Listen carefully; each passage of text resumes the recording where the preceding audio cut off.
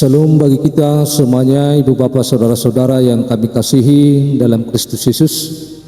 Marilah kita mendengar firman Tuhan khotbah minggu tanggal 16 Februari tahun 2025. Sebelumnya mari kita berdoa. Damai sejahtera dari Allah Bapa yang melampaui segala akal, itulah yang akan memelihara hati dan pikiran kita dalam Kristus Yesus Tuhan kita. Amin. Firman Tuhan tertulis dalam Yeremia pasal 17 ayat 12 sampai ayat 18. Demikian firman Tuhan. Tahta kemuliaan luhur dari sejak semula, tempat baik kudus kita. Ya pengharapan Israel, Tuhan, semua orang yang meninggalkan Engkau akan menjadi malu.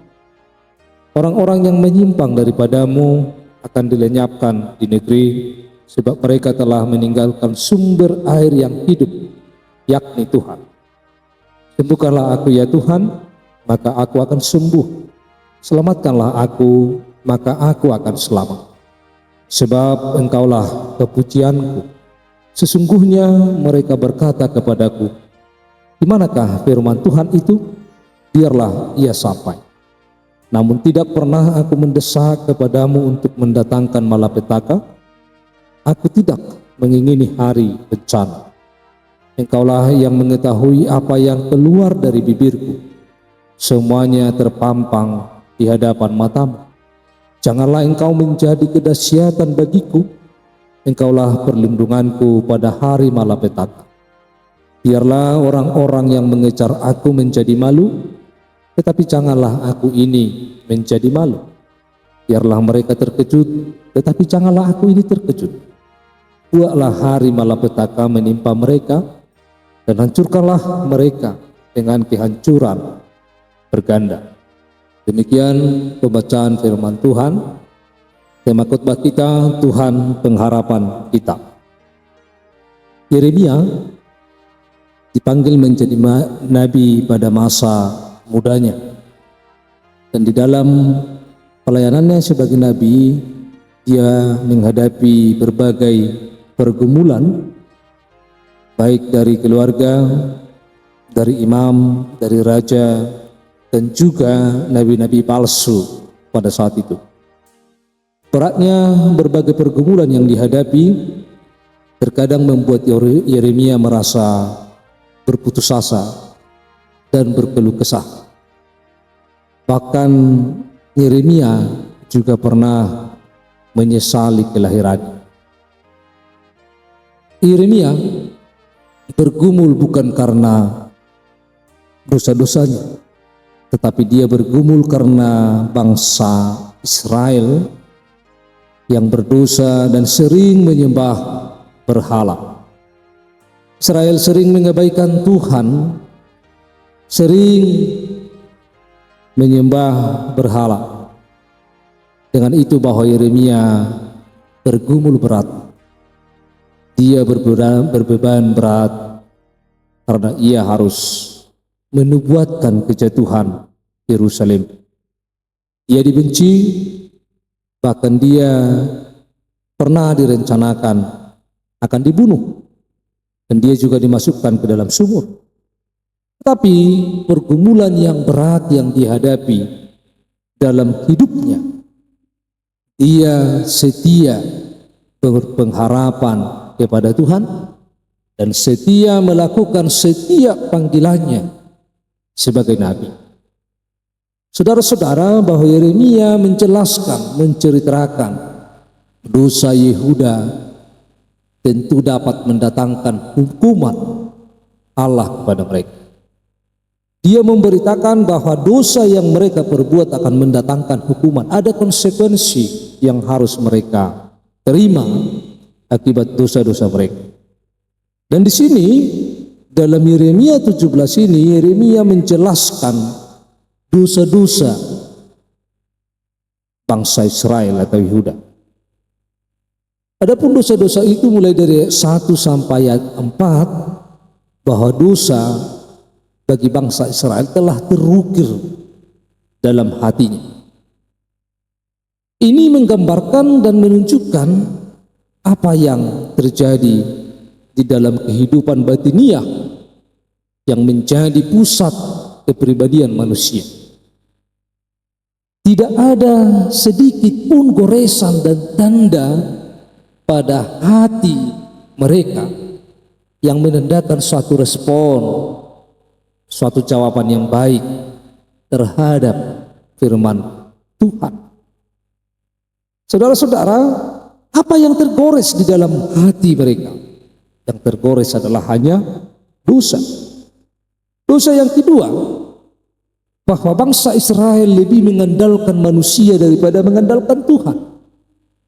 Ayat 5 sampai ayat 8. Dan yang selanjutnya, bahwa hati bangsa Israel, hati bangsa Yehuda licik, melebihi segala sesuatu yang tak terpulihkan lagi. Tidak dapat dipulihkan lagi. Itu digambarkan dalam ayat 9 sampai ayat 13. Bahwa seolah-olah bahwa bangsa Israel tidak dapat lagi dipulihkan, bahwa hatinya licik dan tidak dapat dipulihkan. Mereka terus-menerus berpaling kepada dosa. Mereka terus-menerus melakukan dosa. Maka Allah tidak dapat lagi dipersalahkan jika ia mendatangkan malapetaka. Jika Allah menghukum mereka, jika Allah memberikan bagi bangsa Israel bencana yang besar. Karena mereka, hati mereka spiritualnya telah mati. Saudara-saudara yang kami kasihi di dalam Kristus Yesus, firman ini mengajak kita supaya kita setia dan tetap berpengharapan kepada Tuhan. Saudara-saudara, bangsa Israel dalam segala dosa yang mereka lakukan, justru mereka tidak menyesali dan menangisi segala dosanya. Mereka tidak memohon belas kasihan Tuhan. Sebaliknya, bahwa mereka mengolok-olok Yeremia, mengejek Yeremia dan firman Allah yang diberitakan. Hal ini menunjukkan bahwa mereka sudah tidak takut lagi terhadap penghukuman Allah. Bangsa Israel sudah cenderung menantang Allah. Di dalam ayat 15, sebagai bukti bahwa bangsa Israel menantang mereka, menantang Allah. Sesungguhnya mereka berkata kepadaku, di manakah firman Tuhan itu? Biarlah ia sampai di sini. Seolah-olah bahwa mereka menentang firman Tuhan. Mereka melawan dan menantang firman Tuhan. Mereka menuduh Yeremia mengada-ada dan senang jika bangsanya ditimpa bencana dan malapetaka. Justru bangsa Israel mengada-ada terhadap Yeremia, bahwa seolah-olah bahwa Yeremia adalah dijadikan sebagai seorang provokator dengan mengatakan bahwa Yeremia itu mengada-ada, bahwa Yeremia itu menginginkan malapetaka bagi bangsa Israel. Saudara-saudara, oleh karena itu bahwa mereka mengancam keselamatan Yeremia, yang menyebabkan Yeremia minta tolong kepada Allah agar Allah membela dan melindunginya. Yaitu 17 sampai 18. Saudara-saudara, kalau kita melihat ini bahwa Yeremia sungguh merasakan penderitaan yang sangat luar biasa dari sebuah bangsa pilihan Tuhan. Bangsa pilihan Tuhan ini tidak taat dan tidak menurut kepada perintah Tuhan, sehingga Yeremia turut menderita atas ulah bangsa itu. Ketika berhadapan dengan penganiayaan dan pertentangan, Yeremia berdoa memohon kasih karunia Allah untuk membantunya tetap setia dan berpengharapan melakukan pelayanan sebagai nabi. Tetapi umat itu dan nabi palsu telah mencela dan mengejek nubuat-nubuatnya karena belum digenapi. Saudara-saudara, sekalipun bahwa Yeremia menderita, sekalipun bahwa Yeremia mengalami pergumulan yang berat dari bangsa itu, tetapi dia tidak pernah meninggalkan pelayanan. Dia terus mengharapkan, dia terus berpengharapan atas kekuatan dan pertolongan dari Allah. Saudara-saudara yang kami kasihi, ketika kita menghadapi hal seperti itu di tengah-tengah kehidupan kita, Apakah kita akan tinggal diam? Apakah kita akan berdiam diri menghadapi respon yang justru mengancam dan menyerang kita? Apakah kita takut? Apakah kita berteriak-teriak kesakitan dan meratap kepada Allah mohon perlindungan? Saudara-saudara, pergumulan yang berat bukanlah alasan berdiam diri. Beban yang berat tidaklah alasan untuk berdiam diri dan membiarkan dosa terus menguasai seluruh kehidupan manusia. Beban yang kita hadapi, tantangan, hambatan yang kita hadapi dalam setiap kehidupan kita, terlebih dalam pelayanan, itu tidak akan mampu membiarkan dosa terus menguasai seluruh kehidupan manusia. Saudara-saudara, demikianlah sering yang dihadapi oleh para pelayan, sering yang dihadapi oleh orang-orang yang percaya, walaupun bentuknya berbeda-beda. Saudara, ujian, penderitaan itu adalah teman kita hidup, teman hamba Tuhan hidup. Tetapi bahwa kita harus tetap berpengharapan kepada Tuhan. Kita tidak akan menjalani kehidupan ini yang selalu mulus, yang selalu rata, tetapi berbagai goncangan, berbagai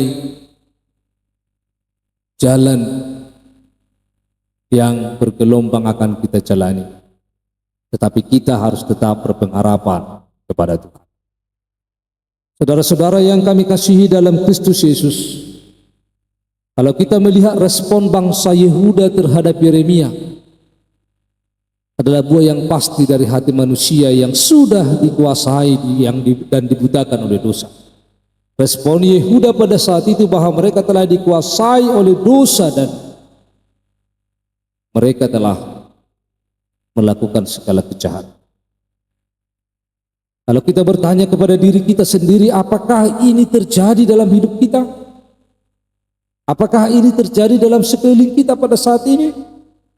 Apakah hati manusia pada saat ini telah dibutakan oleh kejahatan, telah dibutakan oleh dosa dan dibutakan oleh kebencian? Saudara, Yehuda secara terang-terangan terlibat dalam berbagai tindakan kejahatan, korupsi, kejahatan terhadap hak asasi manusia, keadilan yang tidak adil, bahkan menyerang orang-orang yang membela kebenaran, menimbulkan gejolak politik dan sosial di negara. Saudara-saudara, ketika kita ke gereja dan hamba Tuhan menyuarakan kebenaran, maka hamba Tuhan harus siap menerima resiko. Oleh karena kedegilan hati manusia akibat dosa, karena kedegilan akibat dosa akan menganggap kebenaran itu sebagai musuh. Kedegilan hati bangsa itu menganggap bahwa kebenaran adalah sebuah musuh yang harus dihabisi. Saudara, besarnya ancaman, besarnya hambatan dan masalah untuk menegakkan kebenaran. Apakah kita akan berhenti? Apakah kita akan cari selamat? Apakah kita akan meninggalkan pelayanan dan meninggalkan kebenaran? Tentu menurut firman Tuhan tidak. Yeremia tetap bertahan.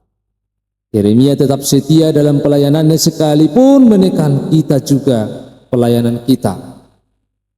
Asalkan kita mau dengan rendah hati seperti Yeremia.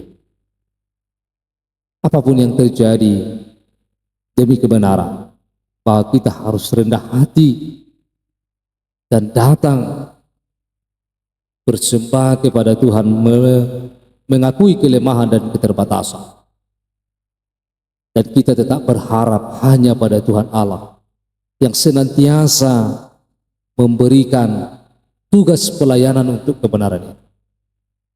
Oleh sebab itu, Mari kita tetap berpengharapan kepada Tuhan dalam setiap kehidupan kita. Kiranya Tuhan Yesus memberkati kita semuanya. Amin, kita berdoa. Tuhan Allah Bapa kami yang di surga, kami telah mendengar firman-Mu. Penuhi kami dengan kuasa Roh Kudus-Mu, sehingga firman-Mu dapat kami lakukan dalam hidup kami. Dalam nama Kristus Yesus kami telah berdoa. Amin.